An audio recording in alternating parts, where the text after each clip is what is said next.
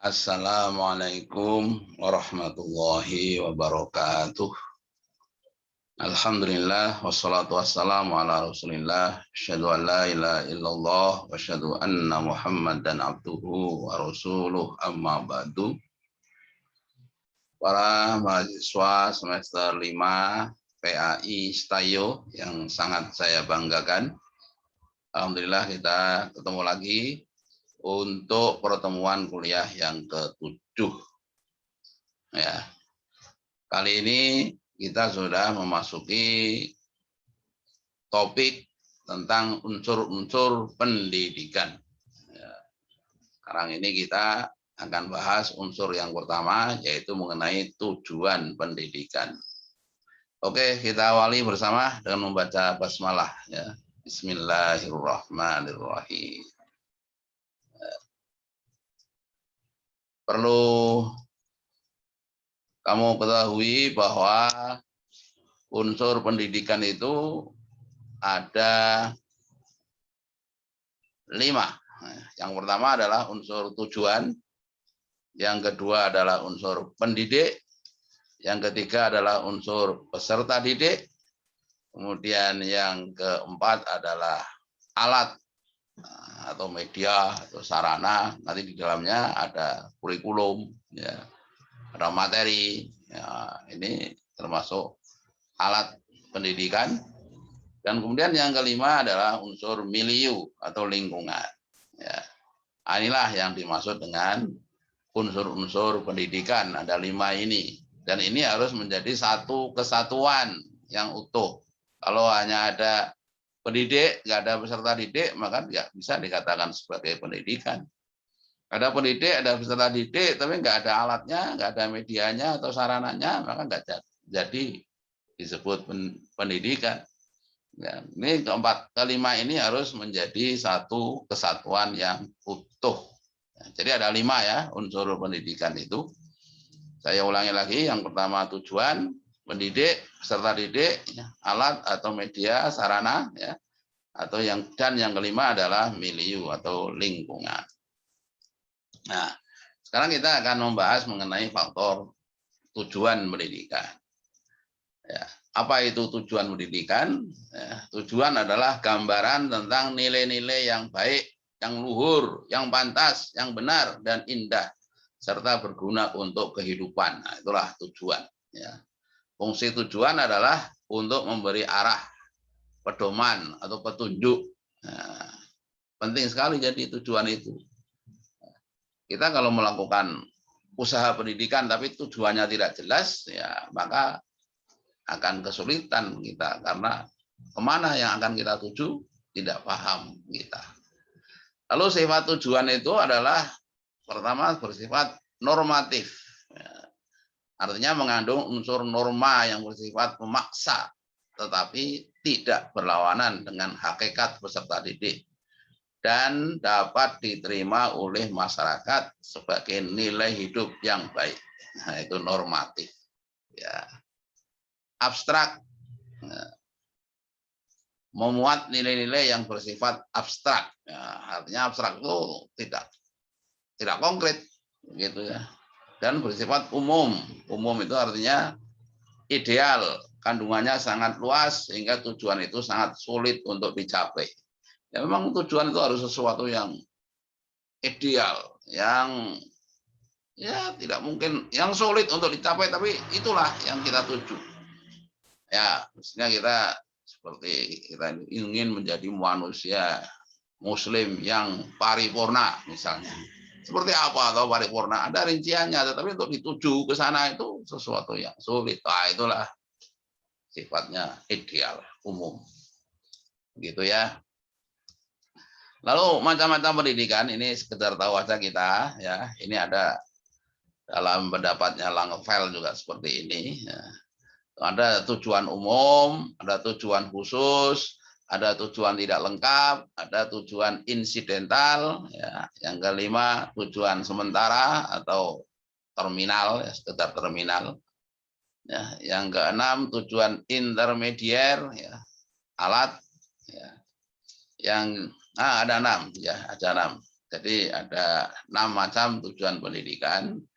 Ya, ini sekedar tahulah kita ya. Bab yang paling utama nanti pada tujuan umum.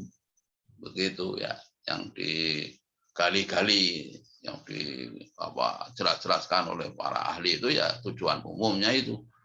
Ya. Apa itu yang dimaksud tujuan umum?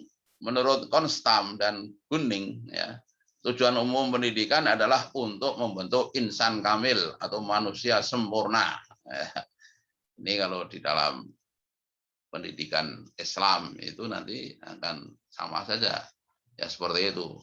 Ya, terbentuknya syahsiatil muslim, manusia yang berpribadi muslim, itu nanti dalam pendidikan Islam.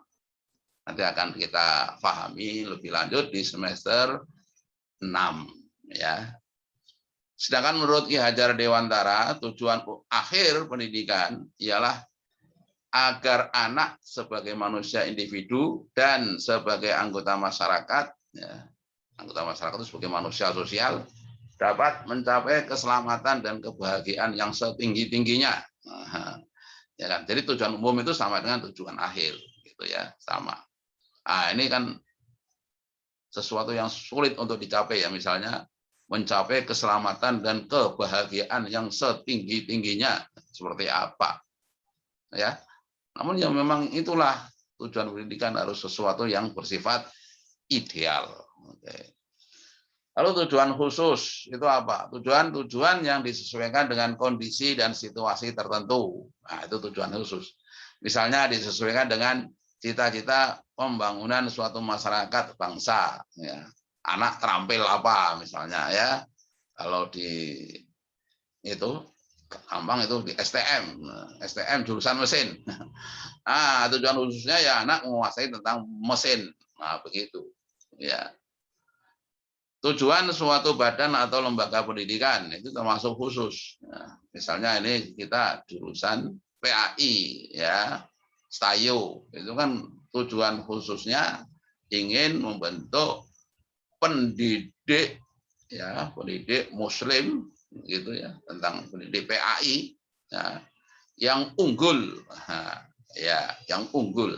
Nah, nanti kalau di fakultas syariah atau di jurusan syariah itu membentuk yang ahli hukum, nah, begitu ya. Kalau yang usuluddin ahli akidah, nah, itu namanya tujuan khusus yang kaitannya dengan suatu badan atau lembaga pendidikan.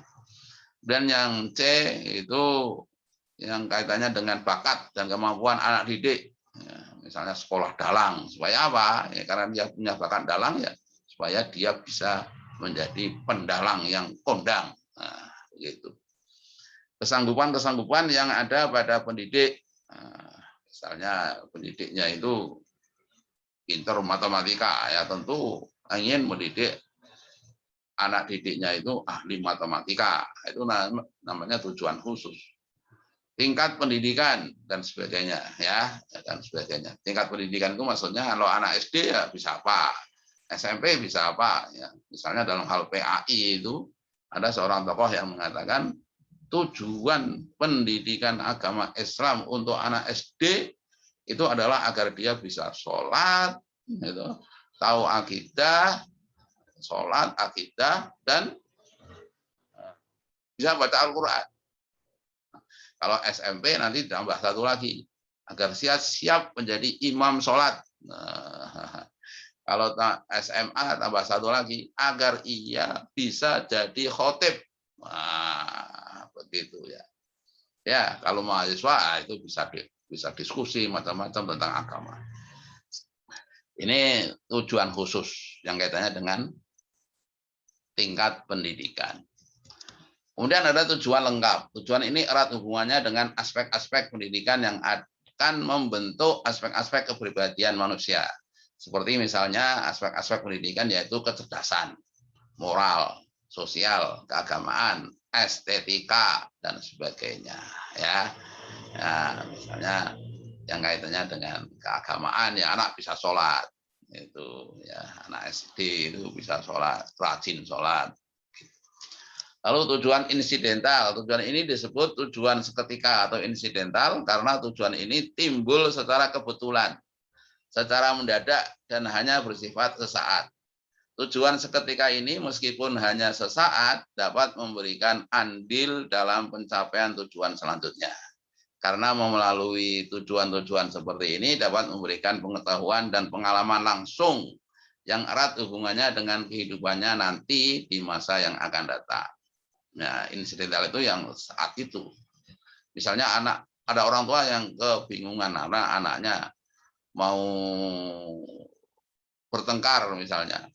Lalu cara didiknya yang lawan bertengkarnya itu dipisah di tempat lain gitu ya. Ini hanya tujuan insidental saat itu saja. Ya. Lalu tujuan sementara adalah tujuan pendidikan yang dicapai ya si anak pada tiap fase perkembangan. Agar tujuan sementara ini dapat tercapai dengan sebaik-baiknya, maka pendidik harus mengetahui masa peka, yaitu masa di mana anak masanya atau matang untuk mempelajari sesuatu yang akan dicapai dengan tujuan tersebut. Ya, misalnya kalau anak yang baru merangkak itu ya oleh orang tuanya kemudian dilatih untuk berdiri. Nah, karena apa masa pekanya saat itu begitu. Kemudian nanti dilatih lagi berjalan. Ya, pada usia 2 tahunan itu anak masa peka dalam hal bicara. Ya, maka saat itu dilatih untuk berbicara. Maka kalau kamu ingin punya anak pintar ngomong bahasa Inggris, ya, maka carilah pembantu orang Inggris agar dia nanti ngajak bicara bahasa Inggris kepada anak kamu di saat usia peka, usia 2 tahun itu peka dalam hal untuk bahasa, ya, untuk bahasa. Lalu yang keenam, tujuan perantara adalah merupakan alat atau sarana untuk mencapai tujuan-tujuan lain. Misalnya mempelajari bahasa, ya, guna mempelajari literatur asing. Mempelajari ilmu tajwid, guna bisa baca Al-Quran dengan fasih. Mempelajari nahwu sorof agar bisa membaca kitab kuning, ya, misalnya. Jadi pinter bahasa, pinter apa tadi, pinter nahwu sorof itu bukan tujuan umum, tapi untuk tujuan perantara agar bisa mempelajari kitab kuning. Mempelajari kitab kuning juga sebagai perantara untuk menjadi memahami ya agama Islam secara keseluruhannya. Mempelajari agama Islam secara keseluruhannya itu dalam rangka menjadi perantara juga untuk menjadi Islam yang kafah. Nah, tujuan umumnya situ. Tujuan akhirnya kan menjadi Muslim yang kafah. Nah, menurut UNESCO, ya, satu lembaga pendidikan di bawah PBB ini, ya, di PBB itu ada namanya UNESCO, ya. Itu kaitannya dengan pendidikan. Tujuan pendidikan adalah mempersiapkan peserta didik untuk 4 hal. Untuk to know, untuk mengetahui, ya. Yang kedua, to be, ya, agar tahu eksistensi dirinya. Ya. To do, untuk bisa melakukan. Nah, ya. Yang keempat, to live together, untuk bisa hidup bersama. Ini menurut UNESCO indah sekali ini. Ya. Kamu belajar itu untuk apa? Agar tahu eksistensi diri, agar kamu bisa melakukan apa yang kamu pelajari, dan agar kamu bisa hidup bersama di tengah-tengah masyarakat. Ya, yang keempat jangan sampai ketinggalan, ya. Jadi di samping cerdas otak juga cerdas watak. Cerdas watak akan bisa mengungguli cerdas otak. Ya, coba kamu renungkan ini, benar enggak? Ya. Orang itu otaknya cerdas, ya, tapi karena wataknya itu ternyata tidak dididik, ya, maka menjadi watak yang kurang bagus. Malah kecerdasan otak itu tidak mengarah ke hal yang positif, malah mengarah ke hal yang negatif. Ya, kedua-duanya antara otak dan watak harus seiring sejalan, tidak bisa diunggulkan satu dengan yang lain. Walaupun ya, dalam fakta cerdas watak akan bisa mengungguli cerdas otak. Orang yang misalnya tingkat motivasinya tinggi, walaupun dia itu kecerdasan otaknya di bawah normal misalnya, tapi dia bisa mencapai sesuatu yang luar biasa. Karena ada motivasi yang tinggi dari dirinya itu. Ya. Tujuan pendidikan nasional itu kita kenal ya di Undang-Undang Nomor 20 Tahun 2003 yang sampai sekarang masih berlaku ini ya, tentang sistem pendidikan nasional pasal 3. Tujuan pendidikan nasional adalah mengembangkan potensi peserta didik agar menjadi manusia yang beriman dan bertakwa kepada Tuhan Yang Maha Esa, berakhlak mulia, sehat, berilmu, cakap, kreatif, mandiri, dan menjadi warga negara yang demokratis serta bertanggung jawab. Ideal sekali ini ya, bagus sekali ini. Ya, kamu cermati itu. Agar peserta didik anak-anak Indonesia itu menjadi manusia yang beriman dan bertakwa, yang pertama, yang kedua berakhlak mulia, ya, yang ketiga sehat, ya, yang keempat berilmu, yang kelima cakap, ya, yang keenam kreatif, yang ketujuh mandiri, dan yang kedelapan menjadi warga negara yang demokratis serta bertanggung jawab. Ini ciri-ciri manusia Indonesia yang diharapkan oleh tujuan pendidikan nasional menurut Undang-Undang Nomor 20 Tahun 2003. Oke, yang terakhir ini perlu saya sampaikan bahwa ada hierarki tujuan pendidikan. Ya, dilihat dari segi kelembagaan. Ya. Tujuan yang paling tinggi itu tujuan pendidikan nasional. Ini dirumuskan oleh negara secara nasional dan diharapkan dicapai oleh semua lembaga pendidikan yang ada di Indonesia. Jadi lembaga pendidikan yang ada di Indonesia semuanya mengarah atau menuju ke tujuan pendidikan nasional sebagaimana yang telah saya sampaikan tadi. Ya, apapun tingkatannya, apapun jenis pendidikannya, ya, apapun tingkat lembaga pendidikannya.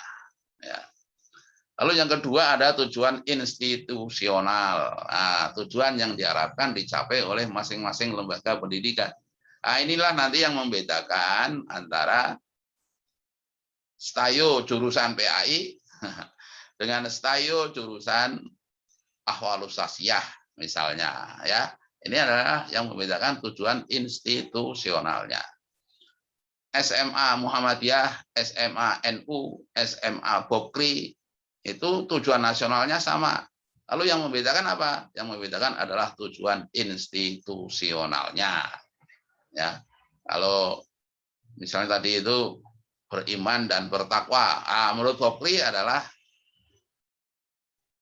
kekristenannya.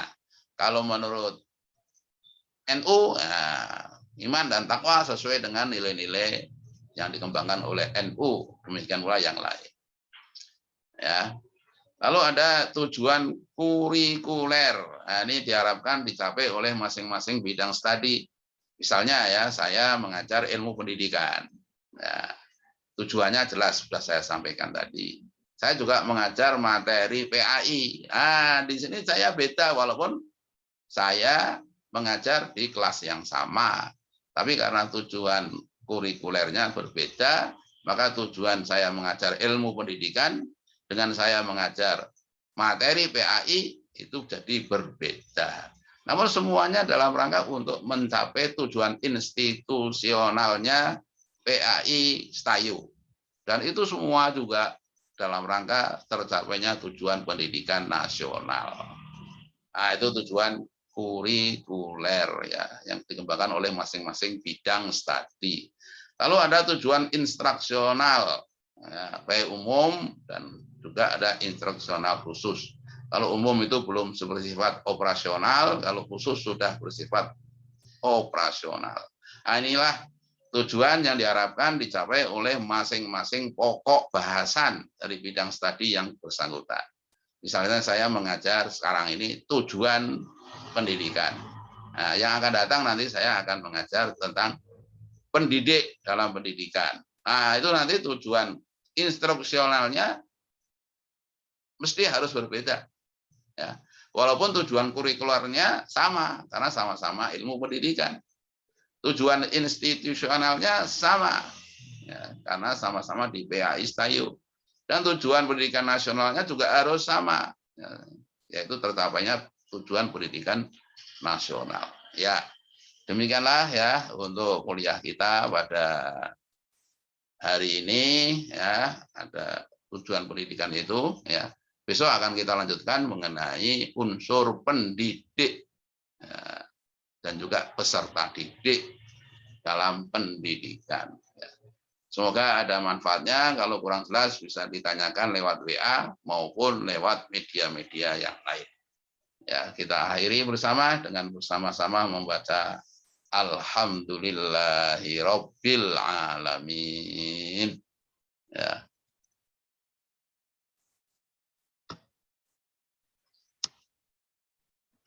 Wassalamualaikum warahmatullahi wabarakatuh.